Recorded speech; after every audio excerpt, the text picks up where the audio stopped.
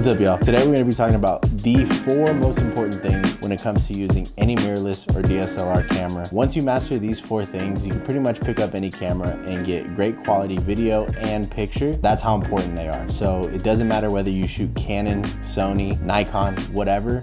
Once you master these 4 things, you can use any of them. With that being said, just kind of keep in mind that you can use all these things at once, but they go together synergistically, kind of like peanut butter and jelly. You can eat bread, peanut butter, and jelly all by themselves, but when you throw it together, it just creates something great. You don't like peanut butter and jelly?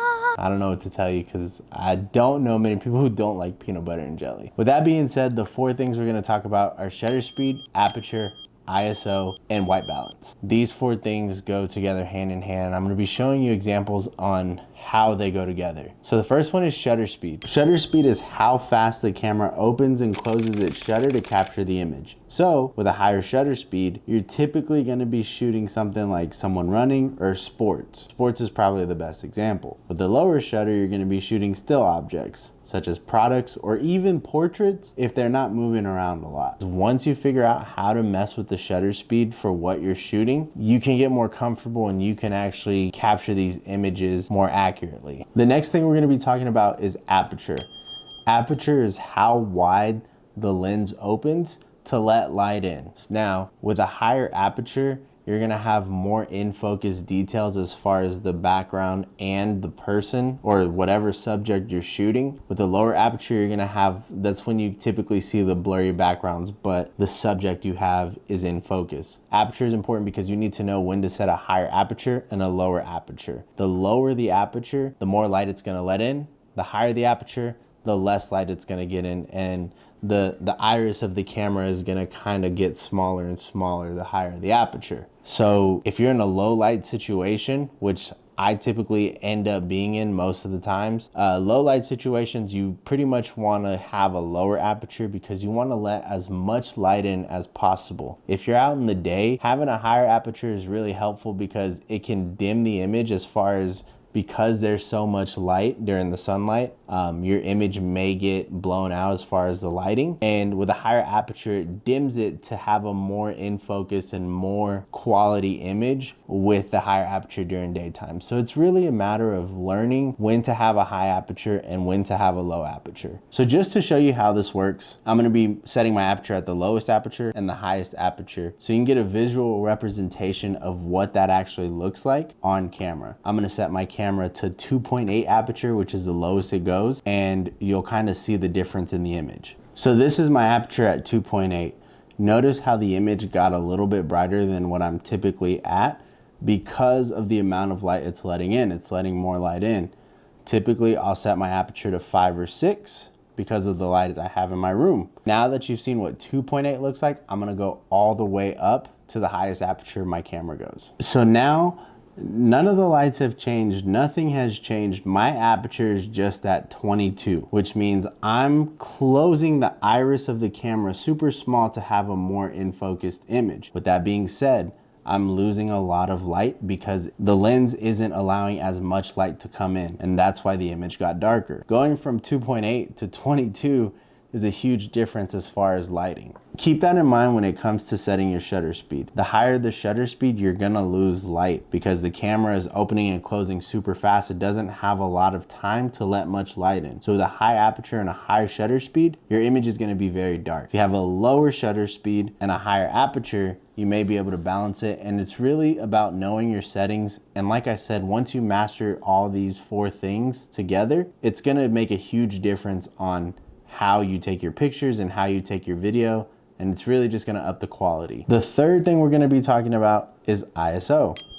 ISO is just artificial light. If I turn off all my lights and we just use ISO, you can light the image in your camera. However, the higher the ISO, you start to lose quality in your image. With a high ISO, you start to notice something that's like grainy in your image. That's just called noise. So when you have a noisy image, it's typically because the ISO is super high. I'm gonna give you an example of how this works in camera. So right now, I turned off all my lights except for one, which is the light I have up top, and I set the ISO to 10,000. Notice the difference in the image. Now we're gonna bump the ISO up even more. Now we're at 20,000 ISO. Again, this is just an example, and at 20,000, we're gonna go all the way to the highest my camera goes, just so you can see the difference between 10, 20, and the max. Now we're at 102,000 ISO. So notice the difference again between 10,000, 20,000, and 102,000 ISO.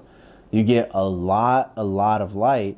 However, you start to lose image quality the higher and higher you go. The last thing we're gonna talk about today is gonna be white balance. I'm gonna show you an example of how white balance works when we go from one setting to another. So right now I'm outside my apartment. I didn't change any settings in my camera, just ISO, because it was too bright outside. And this is the white balance I have based on when I was filming in my room. You see how it looks kind of blue, kind of looks like a Twilight movie. So that's the importance of white balance. Now I'm gonna set the white balance to what it actually should look like based off when I went outside. Notice the difference once I set the white balance. It looks more like the actual daytime. It's around 7:30 in the evening, so it doesn't look super blue. That's what happens when you set the white balance to each type of environment you're in. So super important. Now we're gonna go back into my room and I'm gonna show you what the white balance looks like when just from coming outside to inside. Okay, so notice how immediately after coming back inside, not changing the white balance, my settings have been the same as they were earlier while I was filming in here. Notice the difference in the image and how yellow it looks. So that's just because the white balance was set for outside, wasn't set for in this environment. So we're gonna set the white balance. Now that the white balance is set for this environment, it looks a lot better. Like I said, just depending on what environment you're in, you always want to set the white balance.